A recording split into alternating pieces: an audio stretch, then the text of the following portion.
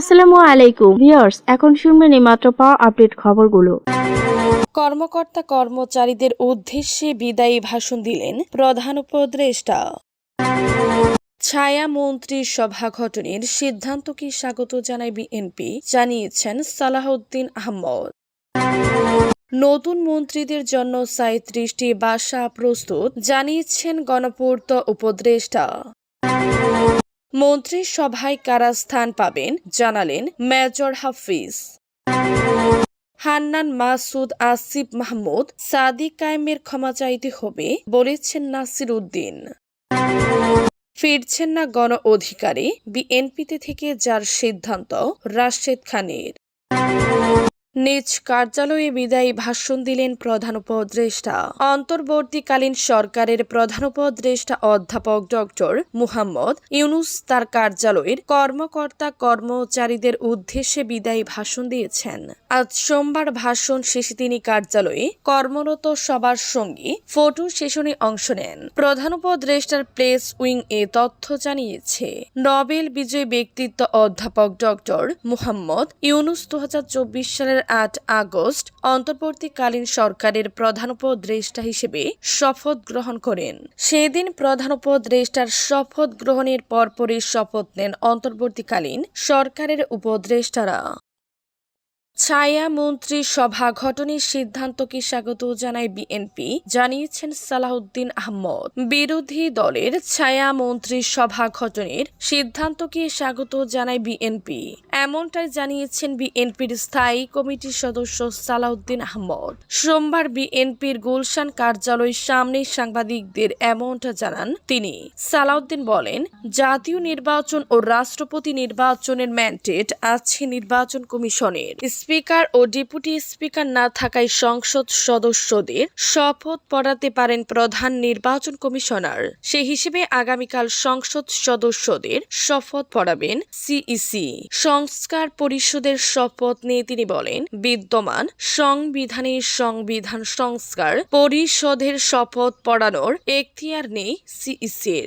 যদি সেটি সংবিধানে ধারণ করা হয়, সংবিধান সংশোধন হয় এবং কে শপথ পাঠ করাবে তা নির্ধারিত হলে সংবিধান সংস্কার পরিষদের শপথ হতে পারে বলেও মন্তব্য করেন তিনি।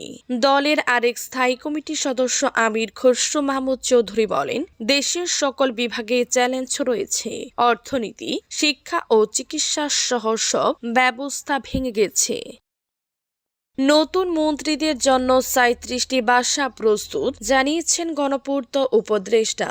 নতুন মন্ত্রী প্রতিমন্ত্রীদের জন্য ৩৭টি বাসা প্রস্তুত আছে বলে জানিয়েছেন গৃহায়ন ও গণপূর্ত মন্ত্রণালয়ের উপদেষ্টা আদিলুর রহমান। নতুন মন্ত্রী প্রতিমন্ত্রীদের জন্য ৩৭টি বাসা প্রস্তুত আছে বলে জানিয়েছেন গৃহায়ন ও গণপূর্ত মন্ত্রণালয়ের উপদেষ্টা আদিলুর রহমান। সোমবার সচিবালয়ে সাংবাদিকদের এই কথা জানান তিনি। নতুন মন্ত্রী প্রতিমন্ত্রীদের শপথ অনুষ্ঠান আগামীকাল মঙ্গলবার হতে পারে।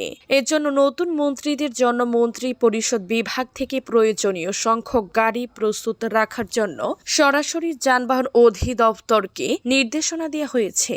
গতকাল রবিবার রাজধানীর আব্দুল গনি রোডে অবস্থিত যানবাহন অধিদপ্তর মিলনায়তনে দেখা যায় অন্তর্বর্তী সরকারের উপদেষ্টারা যেমন গাড়ি ব্যবহার করছেন সেগুলো সহ সরকারি যানবাহন অধিদপ্তরে থাকা মোট ৫০টি গাড়ি পরিষ্কার পরিচ্ছন্ন করে প্রস্তুত করা হচ্ছে। বর্তমান উপদেষ্টাদের মধ্যে ১০ থেকে ১২ জন উপদেষ্টা তাদের গাড়ি সরকারি যানবাহন অধিদপ্তরে জমা দিয়েছেন। তাছাড়া যতজন মন্ত্রী প্রতিমন্ত্রী হবেন তার চেয়ে বেশি গাড়ি প্রস্তুত রাখা হয়। মন্ত্রী পরিষদ বিভাগ থেকে যতটি গাড়ি চা হয়েছে সে অনুযায়ী ব্যবস্থা করা হয়েছে।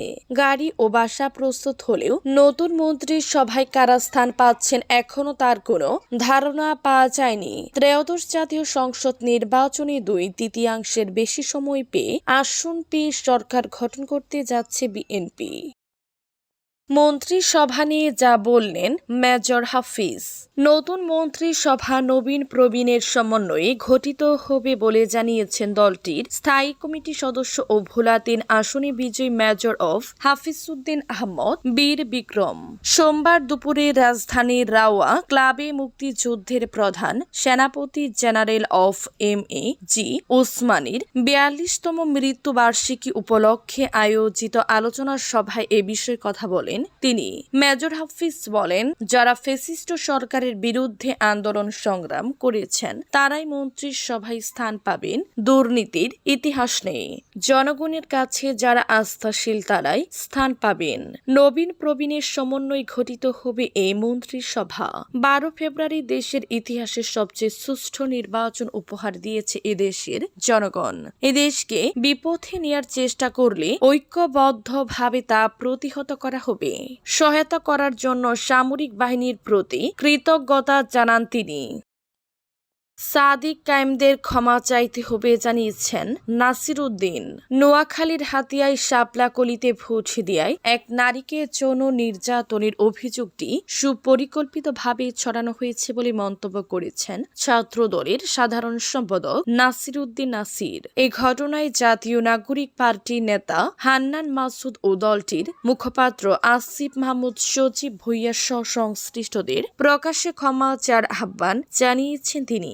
নোয়াখালীর হাতিয়ায় শাপলাকলিতে ভোট দেওয়ায় এক নারীকে যৌন নির্যাতনের অভিযোগটি সুপরিকল্পিতভাবে ছড়ানো হয়েছে বলে মন্তব্য করেছেন ছাত্রদলের সাধারণ সম্পাদক নাসির উদ্দিন নাসির। এ ঘটনায় জাতীয় নাগরিক পার্টির নেতা হান্নান মাসুদ ও দলটির মুখপাত্র আসিফ মাহমুদ সজীব ভুইয়া সহ সংশ্লিষ্টদের প্রকাশ্যে ক্ষমা চার আহ্বান জানিয়েছেন তিনি। সোমবার ১৬ ফেব্রুয়ারি দুপুরে নিজের ভেরিফাইড ফেসবুক অ্যাকাউন্টে এক পোস্টে এসব কথা বলেন তিনি। ছাত্রদলের সাধারণ সম্পাদক লিখেছেন, এনসিপির হান্নান মাসুদ, আসিফ মাহমুদ ও সাদিক কায়েম সহ সংশ্লিষ্ট সকলকে জাতির কাছে প্রকাশ্যে নিঃশর্ত ক্ষমা চাইতে হবে। তিনি লিখেছেন, নোয়াখালীর হাতিয়া সংক্রান্ত যে অভিযোগটি সুপরিকল্পিতভাবে ছড়ানো হয়েছিল, স্থানীয় পুলিশ প্রশাসন, চিকিৎসক এবং প্রত্যক্ষদর্শী স্থানীয় বাসিন্দাদের বক্তব্য তা ভিত্তিহীন ও অসত্য বলে প্রতীয়মান হয়েছে। ফিরছেন না গণ অধিকারে, বিএনপিতে থেকে যার সিদ্ধান্ত রাশেদ খানের। ত্রয়োদশ জাতীয় সংসদ নির্বাচনে ঠিক আগে রাজনৈতিক পথ পরিবর্তন করে নতুন অধ্যায় শুরু করেছেন রাশেদ খান। দীর্ঘ সময় সাধারণ সম্পাদক হিসেবে দায়িত্ব পালন করা গণ অধিকার পরিষদ ছাড়ার পর তিনি যোগ দেন বাংলাদেশ জাতীয়তাবাদী দলে। এতে স্পষ্ট হয়েছে তার ভবিষ্যতে রাজনৈতিক কার্যক্রম এখন মূলত বিএনপির সঙ্গেই যুক্ত। ঝিনাইদহ ৪ কালীগঞ্জ ও সদর অঞ্চল অংশ আসনে ধানের শীষ প্রতীকে নির্বাচন করেন রাশেদ খান। যদিও ভোটের ফলাফলে বিজয়ী হননি, তবে তিনি নিশ্চিত করেছেন তার গণ অধিকার পরিষদে ফিরে যাবেন না। নির্বাচনের পর সাংবাদিকদের সঙ্গে আলাপে তিনি বলেন, এ বিষয়ে মন্তব্য করব না। আমি বিএনপির সঙ্গে রাজনীতি চালিয়ে যেতে চাই, এটি আমার চূড়ান্ত সিদ্ধান্ত। তিনি যোগ করেন, গণ অধিকার পরিষদের বর্তমান নেতৃত্বের সঙ্গে তার ব্যক্তিগত সম্পর্ক এখনো সুপ্রতিষ্ঠিত রয়েছে।